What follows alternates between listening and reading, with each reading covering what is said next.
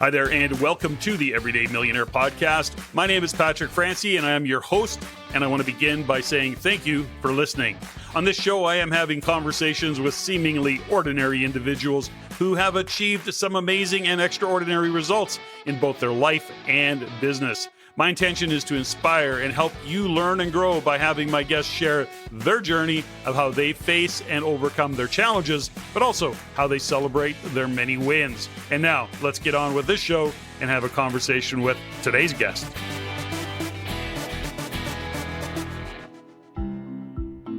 My guest today, Stuart Morris, is a serial entrepreneur, a tech inventor, TEDx speaker, former award-winning lecturer in entrepreneurship at one of the top 1% global business schools, and is the current CEO of the #1 celebrancy training business in the world, the International College of Professional Celebrants, as well as being the managing director of his retreat center, Trenhouse in Yorkshire. With a more than 30-year career as an entrepreneur, including his startup collaboration sitting $5 billion on the New York Stock Exchange, his work changing the financial landscape of Moldova, or instilling the fiery entrepreneurial spirit in young minds across Europe, or his teachings at the Henley Business School. Stuart's journey has been marked by triumph and transformation, but the highs have been met with equally low lows, from the tumultuous pain of divorce to family loss and late life revelation of his dyslexia and autism. These challenges have actually fueled his relentless pursuit of a meaningful and personalized business, a testament to the sacred brevity of life. Whether he's planning to defy gravity with his vintage plane in a solo flight across the Atlantic, revolutionizing the rites of passage, building his next venture, or parenting his 3 grown sons, Stuart's life is a testament to turning adversity into art and problems into profitable businesses. His book, 1 in a Million Life, was released in early 2024, and today he joins me to share some of his many lessons learned along his journey to being his greatest self and living his best life by design. Without any further delays, let's get this show started. Stuart Morris, thanks for joining me on the Everyday Millionaire Podcast. Thank you for having me. It's really nice to meet you. Yeah, it's good to meet you. And, it's 9 p.m. your time. You are in the UK, amazing London, I think you said, or somewhere in the hood. Where I'm in the north of England, up in a place called the Yorkshire Dales, which is a very, very beautiful part of the UK. Yes, it is. Okay, great. So glad you cleared that up. So, Stuart, I look at your bio, and there's a couple of really cool little segments in there I'll circle back to, but bios never, ever do justice to what my guests actually do. And sometimes they're not even really that current. Not saying yours is not. But when people approach you today, Stuart, and say, what do you do? How do you describe it? The simple answer is I'm a serial entrepreneur. I'm ADHD, autistic, dyslexic, all of the neurospicy. And working for somebody else drives me nuts. So very early on in my career, I realized I needed to be running my own business. So I'm currently running 3 businesses. One is where I am. I'm in an 18th century farmhouse, which has been converted into a retreat center and a training center. So for the last 8-9 days, we've been running a training course and then a retreat for a particular organization, which has been phenomenal fun, but the whole team are absolutely exhausted now. I have 3.25 acres of woodland in the middle of this beautiful piece of the UK, and we can bring people up here and put them in the middle of nowhere and let them reconnect with themselves and with nature and think about what they want to do. I also teach people how to be officiants, celebrants, how to take weddings and funerals. Who knew that was a niche? But I run the world's largest trainer of officiants, which, again, I thought, let's try this. And suddenly we became really good at it. That's not at all how that story played out, but I like to downplay it. But also because of my background as an entrepreneur, and also I taught entrepreneurship at the Henley Business School, one of the top business schools in the world, for a number of years. I also teach people how to build their own businesses, how to create proper businesses with longevity, the ability to scale, not just the sort of get rich quick scheme things that you do. And that's just huge fun. Well, that's interesting because on TikTok, you can make millions in hours. Anyways, I joke. I just, let's people think they can. I know. We'll pitch that deal. So in all of this, Stuart, there's a question that I would have for you, and it was a recent debate, and I'm going to unpack a bunch of what you shared with us just there because it's very interesting. But I want to ask you this question. From your perspective, do you think, or how do you view people in general in regards to being an entrepreneur? So in other words, do you think everybody's cut out to be an entrepreneur, or is it just the kind of elite few or the very few? How would you categorize it, and how would you answer that question, thought process? So it's a perennial question. Are you born an entrepreneur, or can you be trained to be an entrepreneur? And I truly believe the answer is both. Any measure of human behavior there's a bell curve, the normal curve. And most people are somewhere in the middle, and there's a few people at one end and there's a few people at the other end. And so you might find that you have somebody who is incredibly risk averse and they want a nice, stable job in a large corporate. And actually, that's everything they need from their working life. And then they go home and they have their home life and they are happy. And at the other end of that scale, you have people like myself who have a very different approach to risk. Yes, I do get involved in some relatively high-risk sports.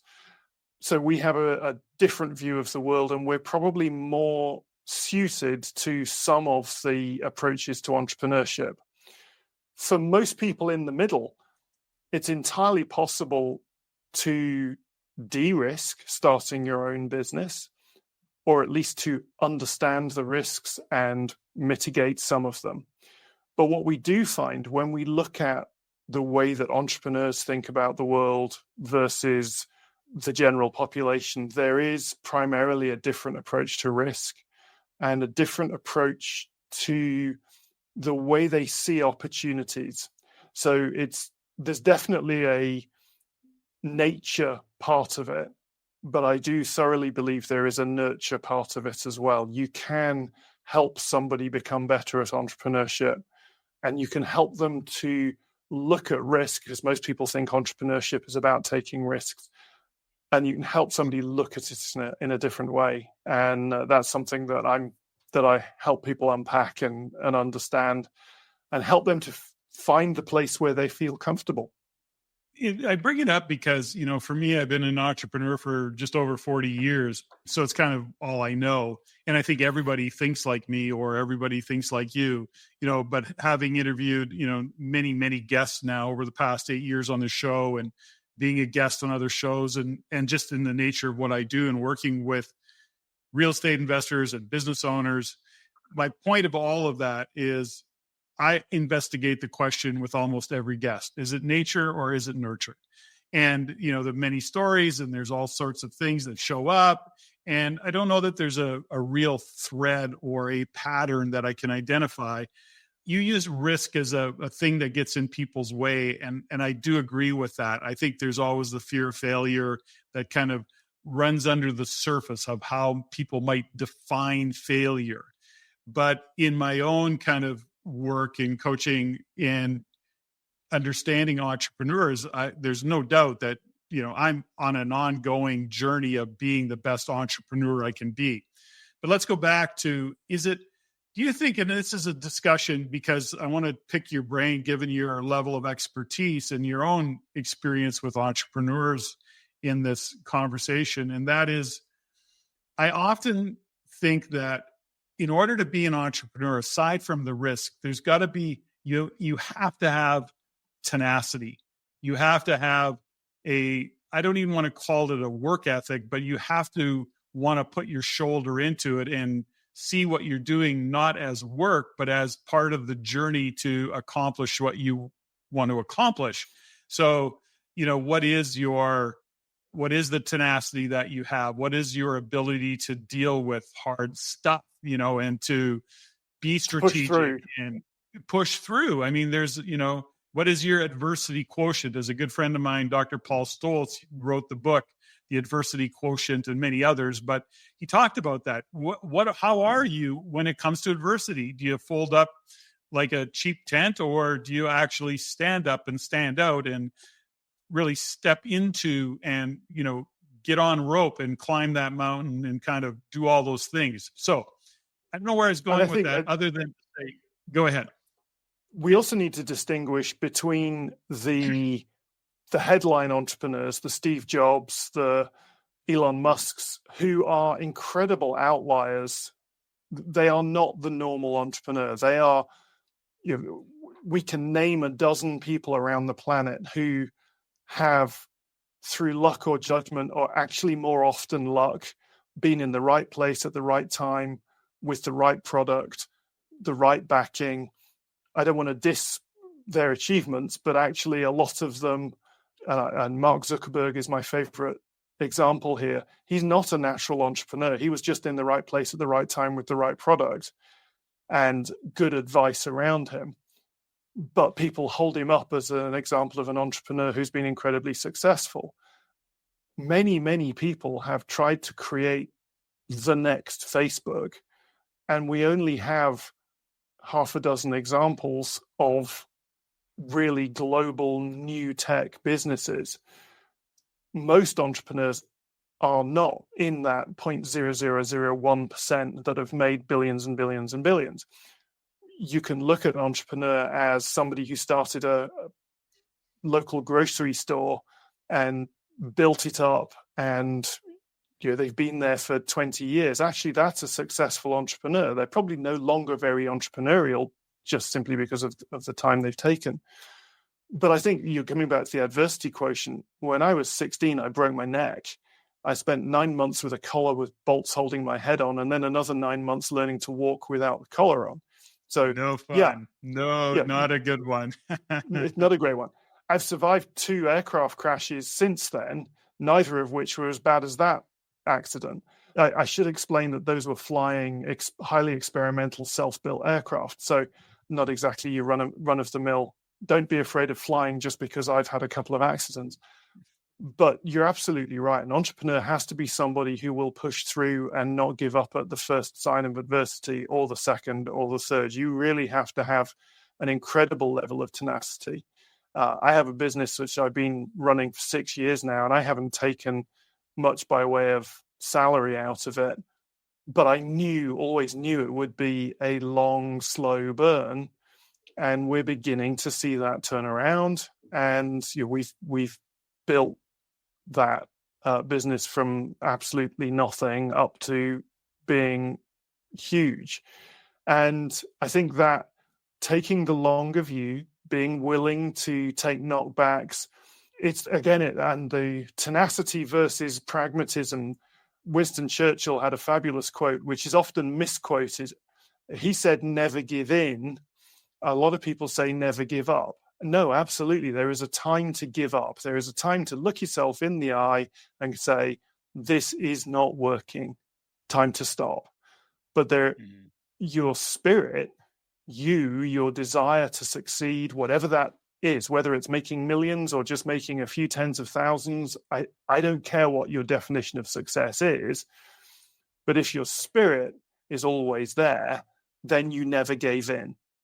But you may have to give up on this particular business idea. And I've lost count of how many startups I've been involved with, but it must be getting close to 30 now. And I've helped hundreds and hundreds of people around the world start businesses, and not all of them have been successful. But I'm still having a whale of a time. I still fly my own airplane. I still live what I regard as a comfortable life in terms of income. The mortgage is paid every month. I get to walk my dog in the beautiful woods around here. most days.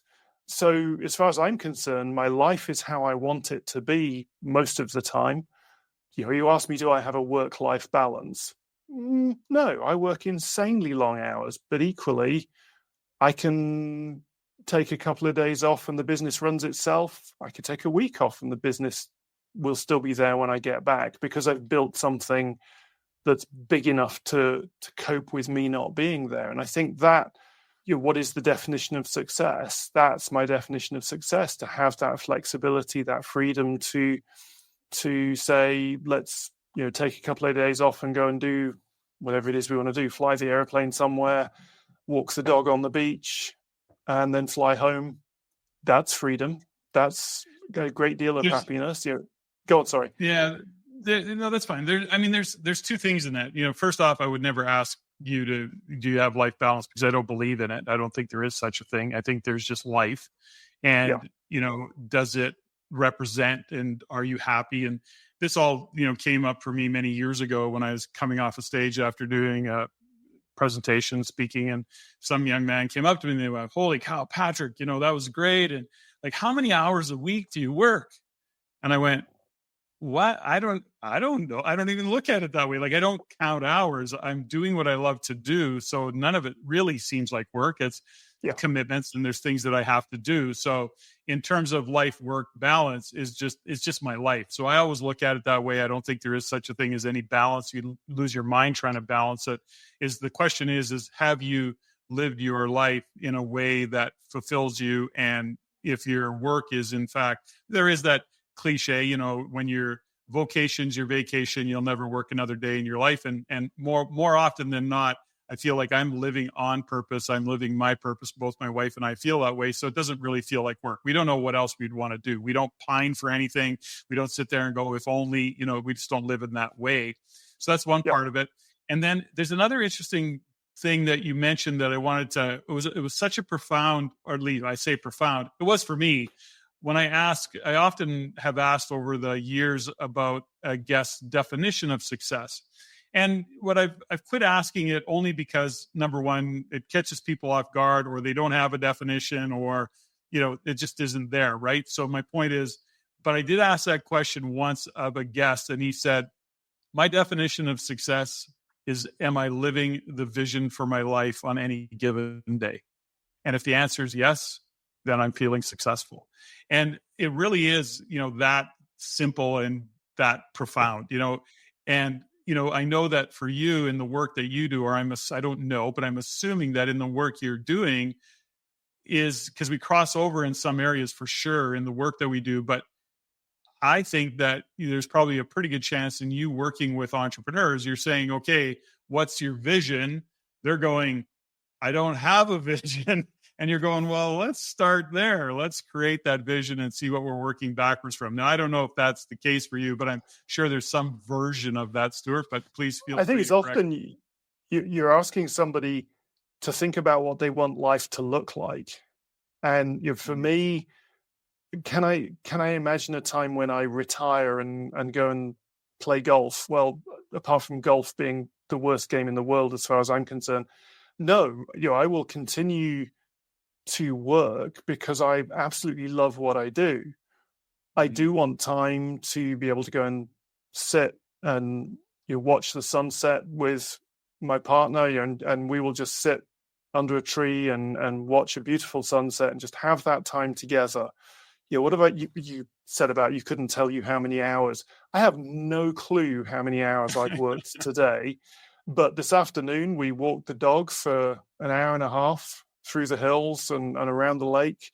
Some of that time we talked about work. Some of that time we talked about family. Some of that, is that hour and a half work or was it downtime? It was both. This evening, I had dinner with my partner and my son and my father. And, we sat around the table and we talked about the retreat center where we all live. Well, she doesn't live here, but the other three of us do. And we talked about all sorts of other things. So for me, the ability to not have to distinguish between I've arrived at work at 9 a.m. and I'm going to leave at 6 p.m. and I've got to drive through the rush hour traffic. For me, that ability to decide what I do when is the quality of life. And yes, there are times when I will pull 18-hour days because something just has to be finished today. Mm-hmm. Sure. And there are other days where if I check email once, it was a busy day. It's so for many people, they've never thought about that. They've always assumed, school, college, get my degree, join a company, work my way up, middle management by middle age, probably plateau, maintain the pension rights, the healthcare, all of these other things. And all of a sudden, your daytime life is gone. These days, you're on holiday, but you're still checking your phone. You're still checking in with email just in case there's something you need to deal with. You're gone are the days where you could go on a 2-week vacation and be out of contact. Yeah, be gone. Yeah. Yeah, that life. I think so many people are living lives of quiet desperation where they're stuck in this treadmill. And so you're absolutely right. The first thing we need to ask somebody is, what is it you want life to be? Mm-hmm. And that can be so different for different people. For me, setting people free from that drudgery is immensely satisfying. Equally, taking a funeral and giving somebody an amazing send-off is, for me, incredibly satisfying. Mm-hmm. Teaching somebody how to do that is incredibly satisfying.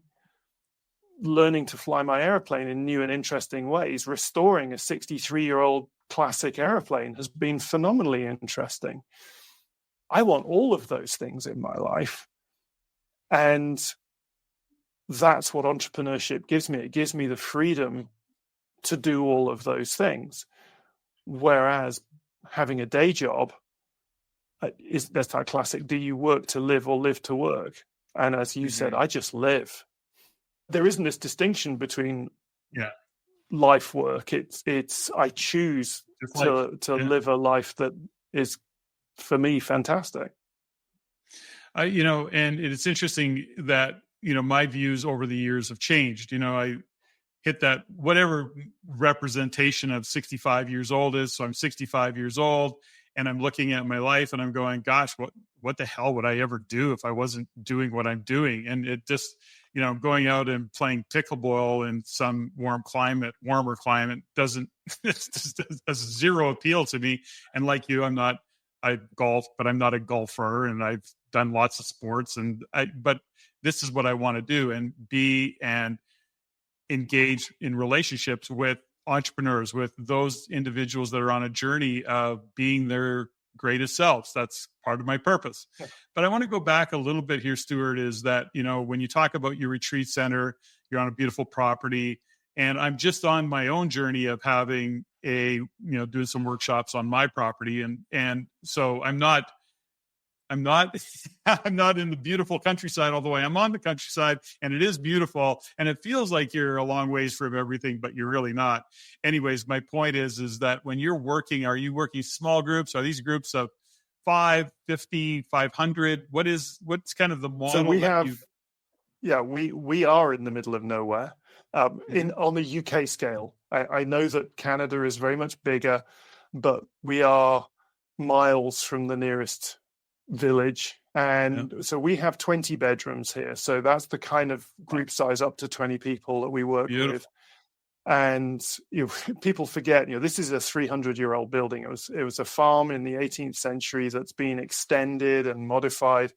So it may not always work quite how you want it to. The heating is a little bit temperamental.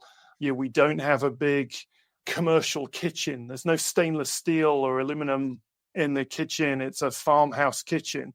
So if all 20 people come down for breakfast at the same time, the coal-fired Arga, which is this nearly 100-year-old cooker that we cook breakfast on, you may have a little difficulty keeping up with the eggs orders. So we try and encourage people to stagger their arrival at breakfast. So, for example, there'd been a 20-year dream of mine to own something like this, to run a business like this. And I'd never run a hospitality business. So there's a huge amount of hubris, you could argue, to say, right, at the end of a global pandemic, at the beginning of a cost of living crisis, I'm going to buy a hospitality business that I've never run before and bet my life savings that I can turn this business around. The challenge, just the sheer audacity of can I do this is phenomenal. And there are nights where I lie there awake thinking, have I made a horrific mistake? But equally, looking yesterday afternoon as this group of people left, hugging one another, smiling, exchanging numbers, sending each other WhatsApp messages, promising to stay in touch. They'd been well fed, they'd slept well, they'd had meditations in the gardens, they'd gone for walks. We had changed their lives for the better.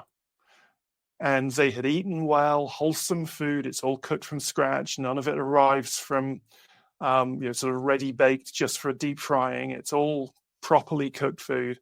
And my son is my head chef. And when somebody turns up and says, I'm gluten free and I'm lactose intolerant and I'm vegetarian, and he goes, right, what can we do? He's up for the challenge. He will work out how to feed you well. And so our job is to care for people in this way and send them back out into the world having done whatever they do.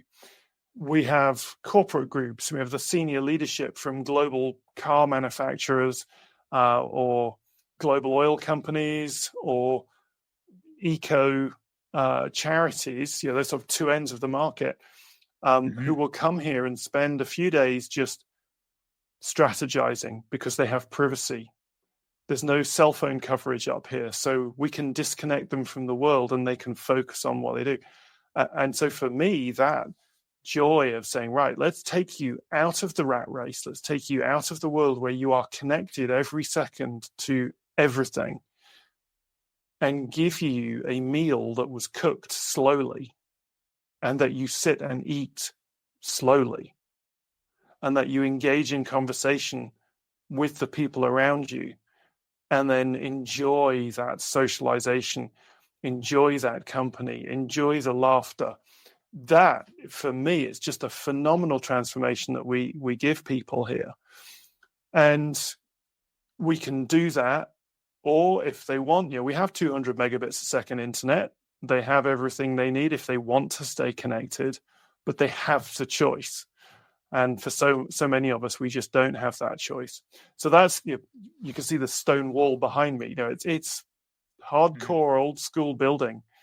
And then at the other end of it, I'm sitting there taking somebody and saying, okay, let's build a business that's going to feed you, your family, that's going to have employees, because unless you've got employees, you're self-employed. And if you are self-employed and you take a week off, you stopped earning for that week. If you can build something that is really going to enable you to live the life that you want, where if you take a week off, or next summer, I'm planning to take over a month off from all my businesses. I'm going to take my, what will then be 64-year-old classic airplane. I'm going to fly it across the Atlantic. And I'm going to come and visit friends and family in the US and Canada and do some touring, visit some really interesting places that I've always wanted to fly through to, and then I'm going to fly it home back across the Atlantic. And that's going to require, I can't be checking email while I'm at 14,000 feet over the North Atlantic flying solo. So my business has to be in a situation where it can cope without me full stop for days at a time. And that's what I want to try and encourage people to think about, not just a get-rich-quick scheme, not just a scheme where you're hustling, but something where you've actually built something that has longevity and that can exist beyond you, that you've implanted that vision into your staff and your team, and that at some point, because it'll all get to us at some point, you're not going to be here. Will your children have something to benefit from, or will that business just go bust the day you die? I think a lot of people, when they're thinking about running their own business, they haven't looked forward at that generational value either. It's interesting. And by the way, if you end up in Vancouver, be sure to look me up. Now, when we look at entrepreneurship, we talk about success. It's interesting that we get into this because in some regards, so, one of the businesses that I own, and I've got 3 different operating companies, 4 technically, I guess. But anyways, one of my primary businesses that I've owned, I've literally owned it for 40 years. I've not even had a key to that business since, 2005 or 6 or something along that line. And it does its thing, and I have a great team of people, and we connect once every couple of weeks and make sure everything is handled. But they just literally had a record revenue year. And that was after going through COVID and having to close a location and doing a whole bunch of things. But the point is around all of it is that entrepreneurs are not for the faint of heart. You have to be able to and want to, think on your feet and make a difference. And I want to take you back to something that you shared in just terms of, the group as they're leaving and, making a difference in people's lives. Not only because this literally just came up this weekend for me. I want to share just a brief story. So my wife, who's in Montreal at a World Figure Skating Championship, she texts me and she goes, "Hey, hon," she goes, "do you remember Doug? He did our values to vision workshop, I don't know, several years ago." And I go, "Yeah, I kind of do remember Doug." And he goes, she said, "Well, he just came up to me, gave me the biggest hug and said, 'I want to share something with you.' And he goes, 'That weekend that you did that workshop,'" it was a small workshop, I'm thinking 10 or 15 people, I don't recall it exactly. He goes, "That particular workshop," he goes, "I had been thinking for many weeks leading up to about committing suicide." And he said, "Through that work, I obviously decided not to. And as a matter of fact, it reignited my whole life. And to this day, this many years later, I use a number of the tools." Now, I share that story with you, number one, because of course you would appreciate just how good you can feel knowing, wow, I had that kind of an impact and I didn't even know it. It's like years later, we discover it. And the reason I share that for you is that as much as we're getting the results for the clients that we have, and, you're having the impact that you're having, I just did a podcast on this. I did a standalone on another podcast I do called Mindset Matters. My point is, I've come to realize that I'm not doing it for anybody else. I'm doing it for me. I get up, I grind, I face the headwinds, I face the challenges. And when I hear stories like that, I go, that's awesome. But ultimately, if you're not doing it for you, then you got to quit doing it. And so that's kind of a high in the sky, lob a conversation your direction, Stuart. But I can absolutely relate to that. And I have 2 stories which speak to that. One, a charity that I support works with prisoners, people who've committed serious crime, spent significant periods in prison and deserve to. There's no wishy-washy stuff here, but they then come out and somehow they've got to reintegrate into society, find a job. And one of the things we do is help them to get training, to go and get a job. And that it's hard because as soon as let's look at your resume. Yeah, I spent 10 years inside. Yeah, that's not a good ending.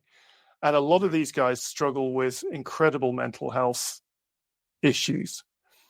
And I have a dear friend who has struggled with this kind of issue and drugs and alcohol addiction.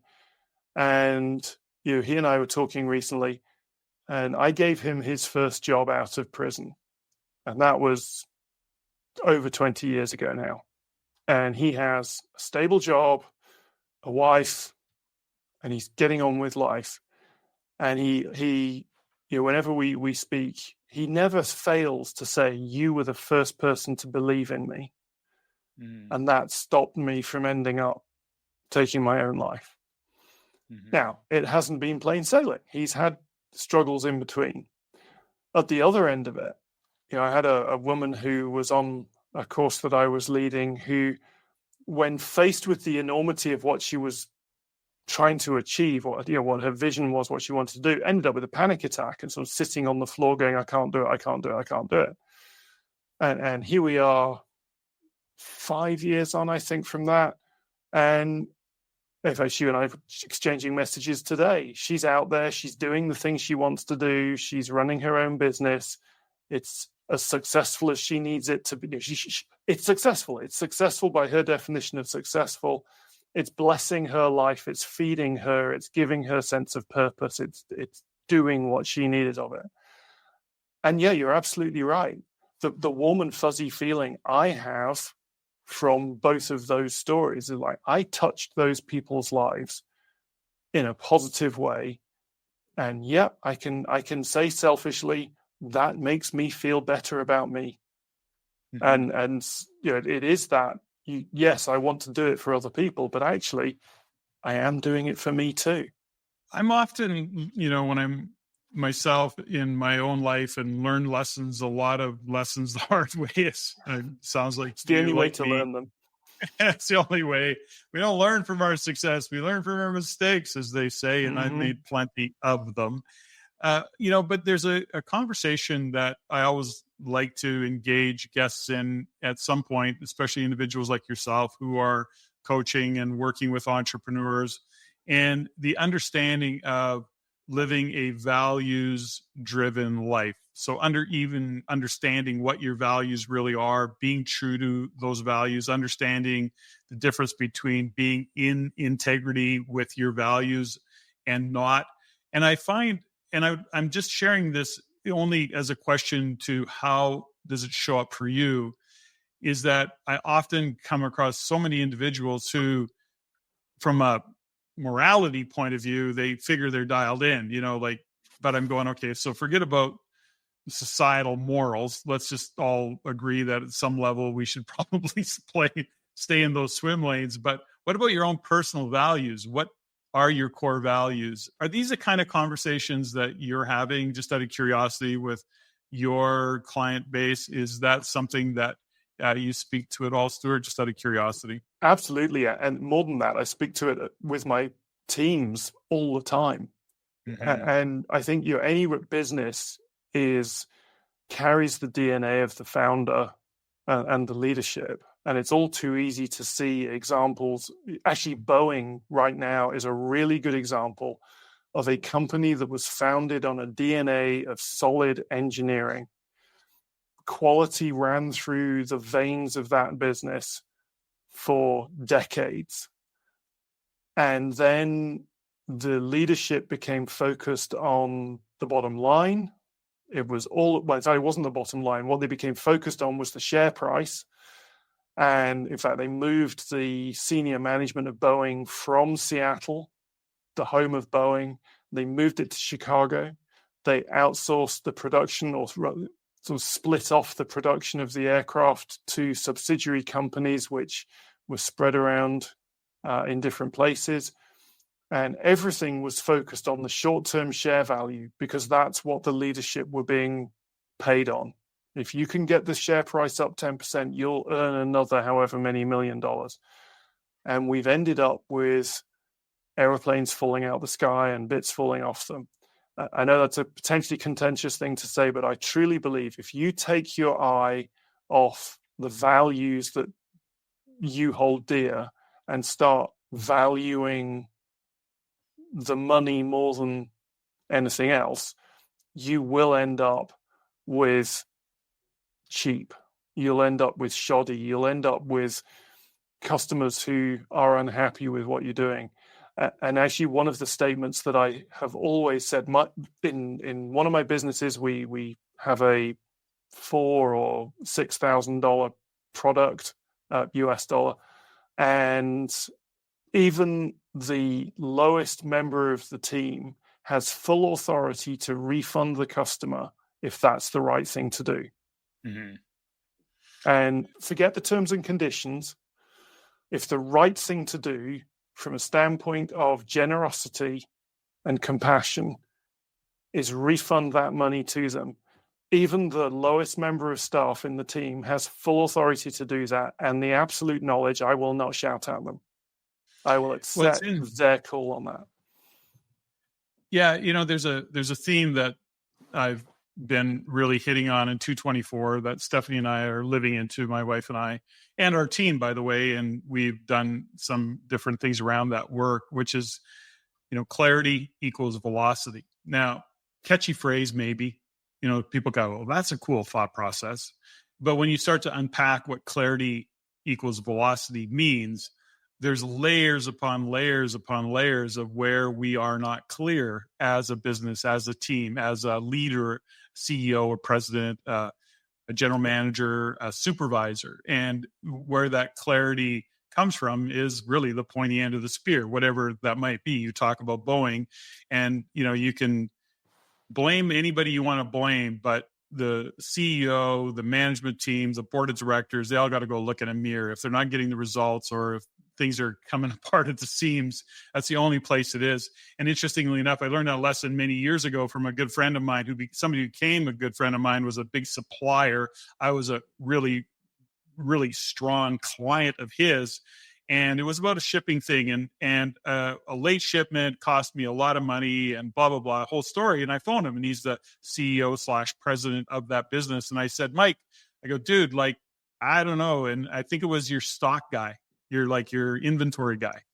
And he goes, Patrick, he goes, when this shit happens, there's only one place I go, and that's to the mirror. And I look in the mirror, and I go, no, it wasn't your fault. It was your stock guy's fault. He goes, no, let me explain this to you. There's only one place the buck stops, and that's with me. And yes, he may have missed the boat on that, but I have to go back and go, how did that happen? Because it should not have happened. And maybe it was him, but at some point I look in the mirror and I go, where am I responsible for this? And it was a huge lesson for me. And that was the kind of the benchmark and the bar that he set for that particular business that he did very, very well under his leadership. By the way, he sold for a multi-million-dollar exit, and then it went south, but that's a different story. My point is that he had those kind of values. I didn't agree with them all, by the way. I didn't align with all of his stands, but the point is he took those stands. And that was, I think, the most important part, is that he stood for that. His team stood for that.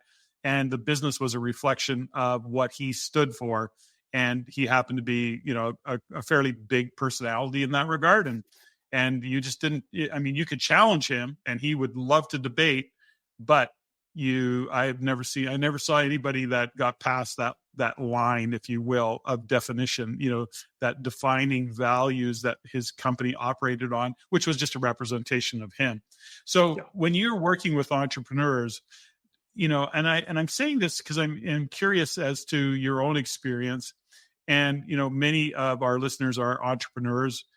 And do you see that as being a fundamental or a common breakdown? If you aren't clear of your own morality, perhaps morality there is the wrong word. If you aren't clear of your own values, then when decisions come, you will be blown left and right by whatever wind is blowing. It is necessary for you to understand, I think, what your definition of right and wrong is, so that when the hard decisions come, you know how to make the right decision. And whatever that right decision is, a good example, perhaps 2009, my first marriage was breaking up. My business failed, and we had a very large pile of personal debt. And a lot of people said to me, you know what, just declare personal bankruptcy. Just walk away. You are never going to climb out from under that mountain of debt. And I knew that if I did that, my ex-wife and children would lose the house that they lived in, because I was still part owner of that house, and the bankruptcy process would have taken that house. And that was not an option. So, it would have been easy for me to say, you know what, she's my ex-wife, I can walk away, I don't care anymore. But actually, I shouldered that debt, and it took me 9 years to pay it off, but I did. And my children always had a roof over their head. And so, that I don't say that as anything heroic. It was just a decision that came out of understanding my own morals and my own values. And it was hard. It was very hard, but I did it.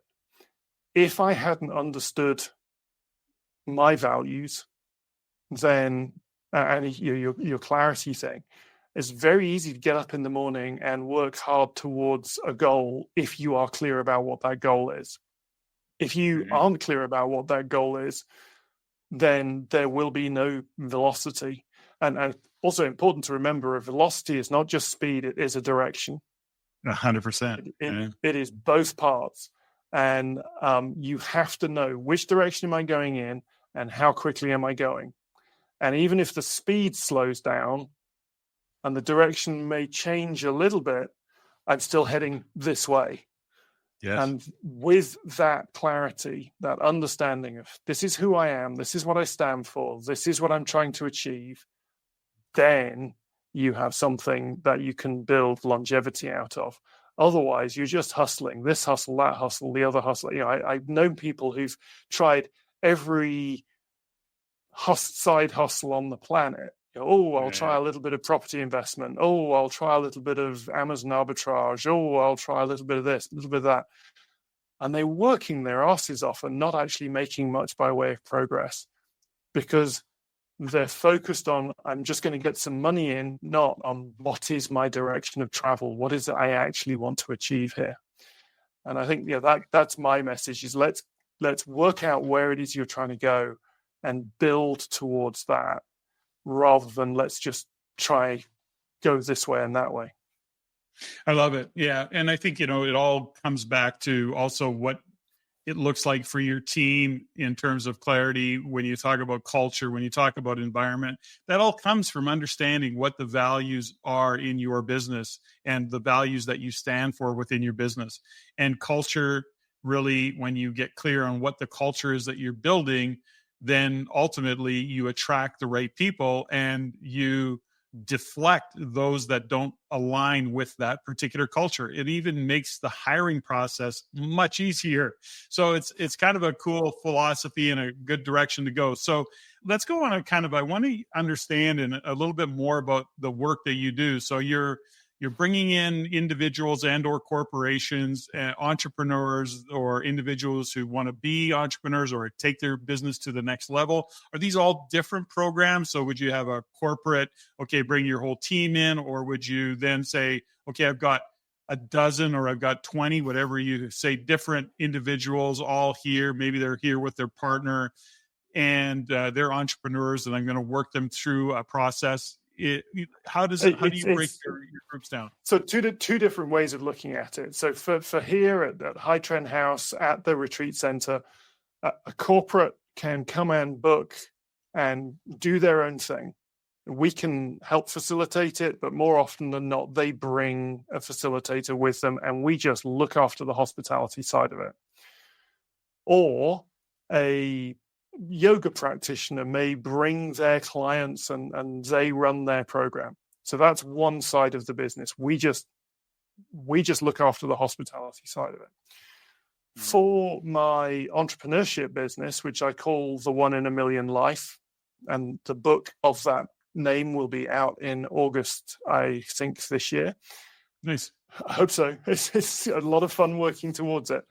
And that's the course that I have. That's aimed at an individual. So you can sign up. Most of the materials are online. You work through it in your own time. And we have a group coaching program. So each month we're connecting you with similar people who are trying to do the same thing in terms of launching their own business, but they might be a very, very different business.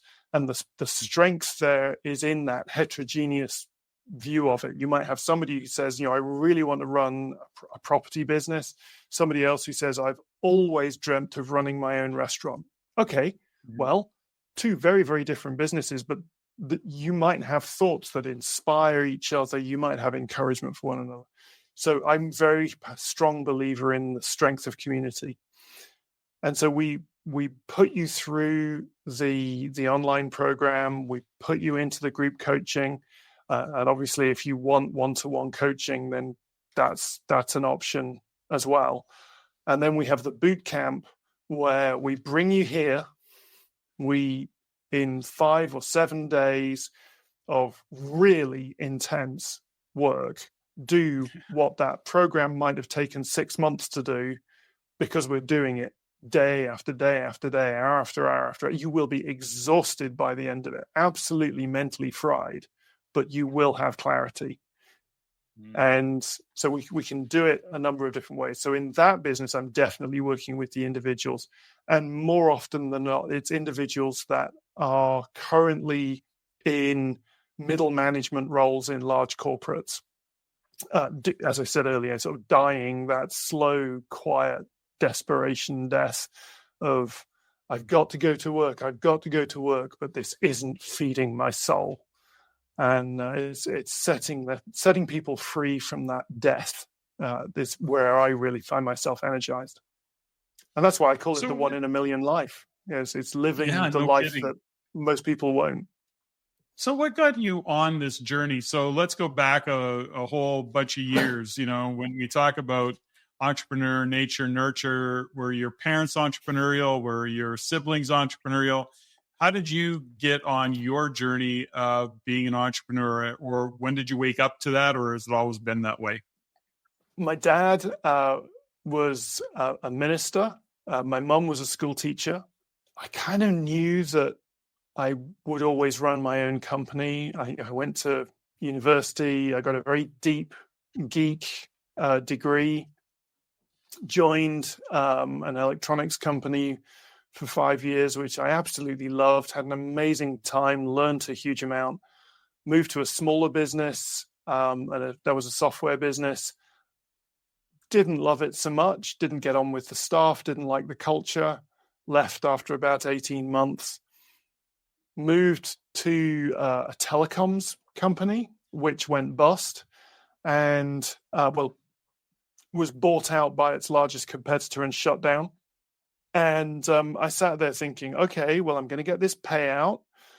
Do I just go and look for another job? At this point, I'd got 2 small children and another one on the way. And I thought, no. So I picked the phone up and I called all of our old customers. And I said, we've just been shut down. Would you like me to run your technical support for you? And that was the start of my first business. It was kind of a moment of, do I just go and get another job? Or do I have the courage of my convictions and start calling customers? And so I started that business looking after my old customers, and it's just evolved out from there. And there have been times when I've gone and worked for other people, usually smaller, more interesting companies, and helped people start businesses. A friend of mine came along one day and said, I've got this business, it's in Moldova. And I was like, well, where on earth is that? And it turns out it's in Eastern Europe, it's next to Ukraine. And we've just started a software development company over there. Do you want to help us build this business? And when I joined, I was the 4th employee here in the UK. I spent a quarter of my time in Eastern Europe building the team up there, and the rest of my time working remotely, but living back in the UK and supporting them over there. I did that for a few years, and a couple of years ago, they floated on the New York Stock Exchange for $5 billion. I think that was a success. I had a whale of a time, absolutely loved it, learned an amazing amount. I worked for the Henley Business School for 4 years. That drove me nuts. It was a big organization, very bureaucratic. Academia is a very slow-moving thing sometimes. But equally, I got to teach young people how to start their own businesses all over the world. Kazakhstan, Eastern Europe, Denmark, Hong Kong, China. Just had an absolute blast traveling the world. Turkey, that was some of the most interesting places to help people start businesses. And also, I find it very, very humbling. So Turkey is a really good example. Did you know that Turkey has more journalists in prison than any other country? Not per capita, just full stop. And I was asked to go and run an entrepreneurship program for journalists who wanted to be independent running their own businesses journalists in Turkey. And that was deeply humbling, because I'm looking at this group of people, 100% of whom had already spent time in prison for trying to tell the truth. That teaches you how strong are your values when you're faced with somebody like that. Yeah, really, really interesting, really humbling, and incredibly exciting. So that was kind of the very quick summary. And and I've had mental health struggles. You spoke about suicide earlier. I'm here because somebody got in the way one day when I was about to press the button on my life.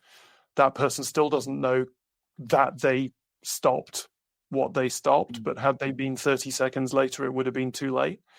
I'm very glad that they did, because I've turned my life around, and that's required a significant amount of help from medical professionals. And I'm not afraid to say that, because actually, if you break your leg, you need a medical professional to help you put it back together. And if your brain breaks, go get help. If you're struggling with depression, go get help. In whatever form that takes. Sure. It hasn't all been easy. I've struggled with massive debt. I've struggled with mental health issues. I've struggled with physical health issues. I've had businesses that have been wildly successful, and I've had businesses that have cost me everything, including marriages. But that's the reality of life lived rather than just existed. I love the way that you kind of position that just now, because it is truly that.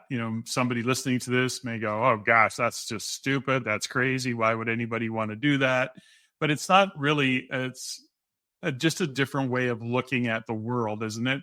And one of the things that I know myself, and I'll ask you this question. There's a couple things that I want to ask you, so I don't want to step over it.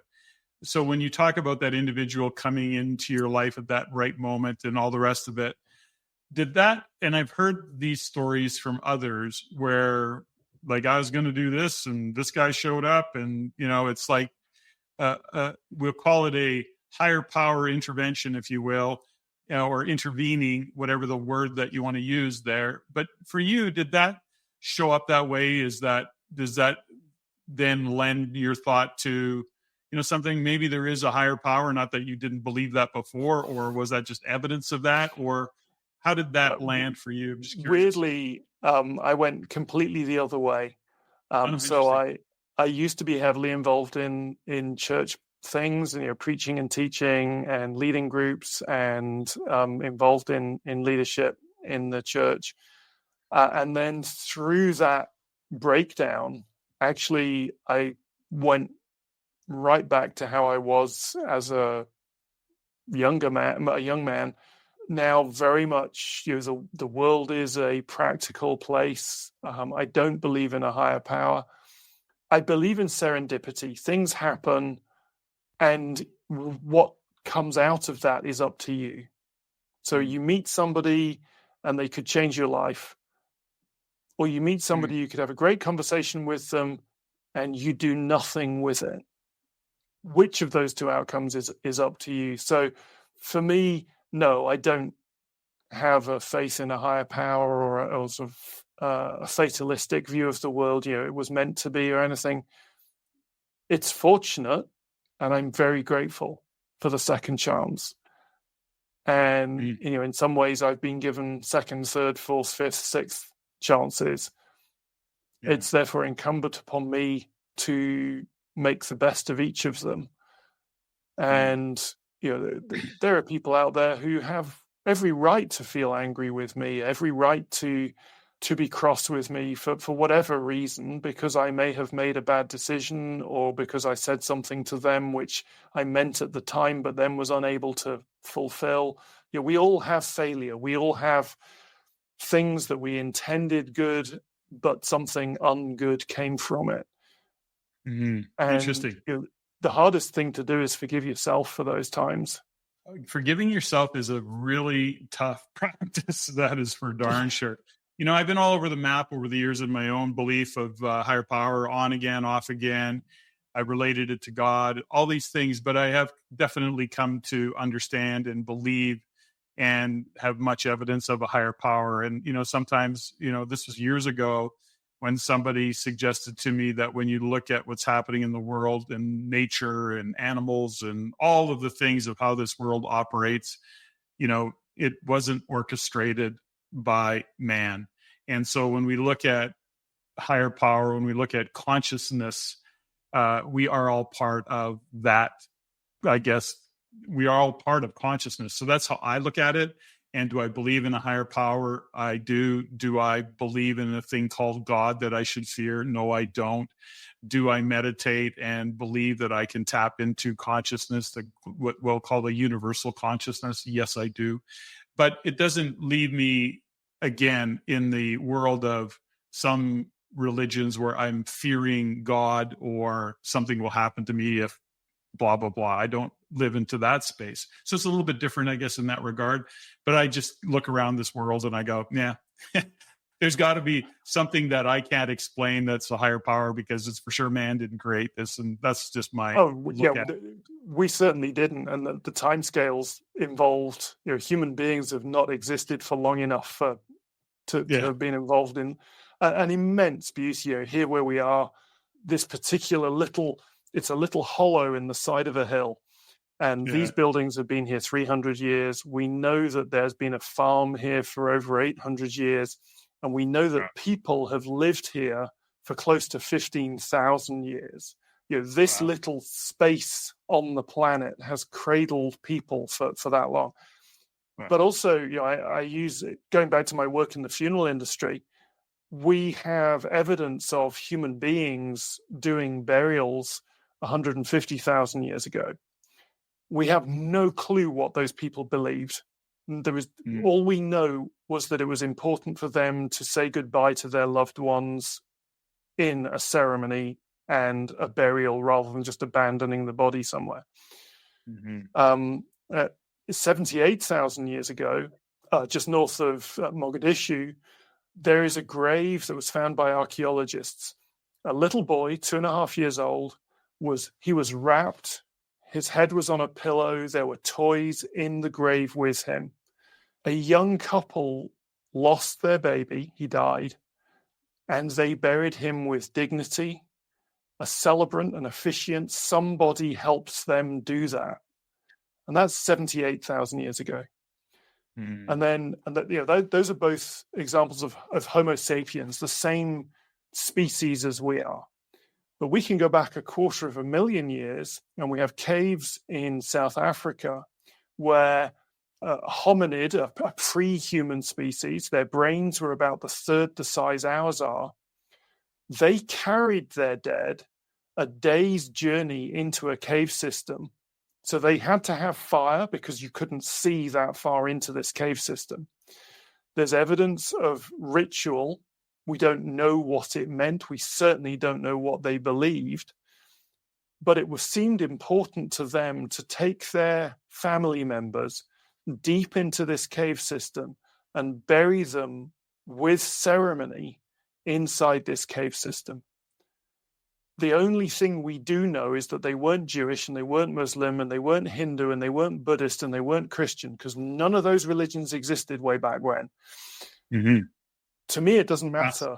I'd love to know what they believed, but the thing that is magical to me is that they felt it important to care for their dead. And so for me, the important things in any ceremony, it's hello, as we welcome a child into a family in a naming ceremony. It's I love you, as we marry or we make declarations of love, of engagement or vow renewals or whatever it is. And it's goodbye at the end of somebody's life as we say goodbye to them in a funeral. But it seems to me that for at least 250,000 years, love has existed as part of who we are. And that, you talk about the higher power. For me, love is something that can change the world for one individual or for the whole world. And when you see people acting, they may use the word love, but actually they're acting selfishly or they're exclusive in that, then you see evil things happening. When you see people being generous through love, that's when you see miracles happening. It is so, yeah. And by the way, I mean, there's certainly the whole concept that all there is ultimately is love. So, we can go down that path for a long Down way. that road, really, yeah.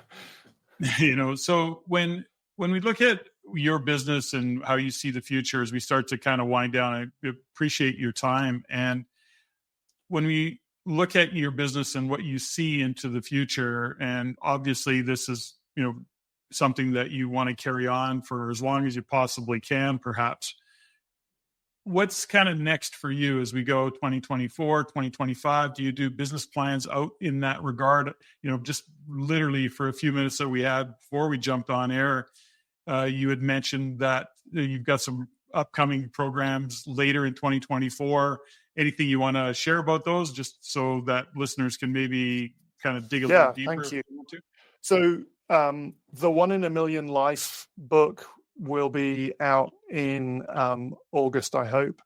The course that goes alongside that will be out, I think, about a month after this episode is aired. So if you'd like to go to 1inamillion.life, you can just pop your email address in there and keep in touch and see what we come up with. And we won't spam you. If you're not interested in what we're offering, then feel free to unsubscribe. I don't believe in hammering people with unsolicited emails at all. So my hope, we have the hospitality business. The business plan for that is to stabilize it, get it profitable, and enjoy that business, which I really do enjoy. The celebrancy business, the creating good ceremonies for people. Again, that business is growing nicely. We're training people. I have the privilege of knowing that 1 million people a year in the UK receive a better funeral because it was delivered by somebody I trained how to do good funerals. That's a cool. Significant, it's really cool. And we're thinking about how we can expand that around the world. And which is non-trivial because cultural differences are huge. But the real focus for me is growing 1 in a Million.life into a really productive business. It will be something that creates value on all sorts of scales for different people. You'll be able to engage if you just want a small business that is paying the bills for you. And I know people who escaping domestic abuse, for example, they just need enough money to put a roof over their heads and care for their children, separate from that abusive environment. Great. Let's help you build that. And at the other end of it, we've got people who have visions of building multi-million-dollar businesses. Great. Let's help you build that too. And for me, the joy of that journey of working with both of those groups of people and everybody in between, that's where I'm having the fun. And I will quite happily use one to cross-subsidize the other if necessary, because I want a certain amount of money in my life. Flying my own airplane, restoring vintage aircraft is not a cheap pastime, but I don't need to hoard that cash. I'd rather be doing good with it. So 1 in a Million Life, and the website is 1inamillion.life, is kind of the focus for me over the next few years of building that up and seeing how many people we can bless with all the years of experience that I've got. The mistakes that I've made, they were expensive mistakes. I learned the hard way. Now let's see if I can pay it forward so other people don't have to learn from similar mistakes. Beautiful. Love it. So as we wind down, we'll be sure to put those links in the show notes, etc. But, Stuart, as we wind down, I like to just have a little bit of fun, ask them what we would call rapid fire questions that are rarely rapid fire, but I ask them anyways. And you ready? You ready? I'm cool. Okay. Easy one. Apple or Android? Apple every day. Every day. I know you're an Apple guy. I kind of picked up on that early on. Me too, by the way, but I'm not a born again Apple guy. I just, they're good. Okay. They're good though. There's no denying that. Okay. Favorite movie? Do you have one? Yes. So it depends on the mood. But primarily, I think the original Blade Runner is an absolute humdinger of a movie. I thought the sequel, Blade Runner 2049, was a worthy sequel. I did see the sequel to Denis Villeneuve's Dune, so Dune 2, the other day, and I think he's building a phenomenal arc. How was Dune 2? How was Dune 2? That seems to be all the stories. Dune 1, Dune 2. How was Dune 2? Dune 2 was good. It was good. Cool. And if you see it on the biggest screen, you can see it. We watched it in IMAX. It was phenomenal. But I love cinematography. I'll be watching the film as much for how the cinematography was done as for the story. Fantastic. How about a favorite tune, a favorite band, anything you go to? So favorite band, always Pink Floyd. If any of you are ever involved in my funeral, anything from Pink Floyd, you're cool. You're an old rocker. You're just an old rocker. I am that old. Yeah. I hear you. And your room, your desk, or your car. Room, your desk, or your car. What do you clean first or have cleaned first? Everybody jokes that my car is always filthy. I never wash the car. That's just, why would I waste my time? Airplane, on the other hand, is always spotless because it's faster when it's spotless. I am a messy human being, and I think that's the ADHD. I'm pretty disorganized. So every now and then I'll get to the point where it's, no, I just have to tidy it because I don't know where anything is. Airplane is the first thing to be cleaned. Everything else can wait. Beautiful. And if there was a God and you got to the gates, what would you want, so said God, to say to you? You did okay. Fantastic.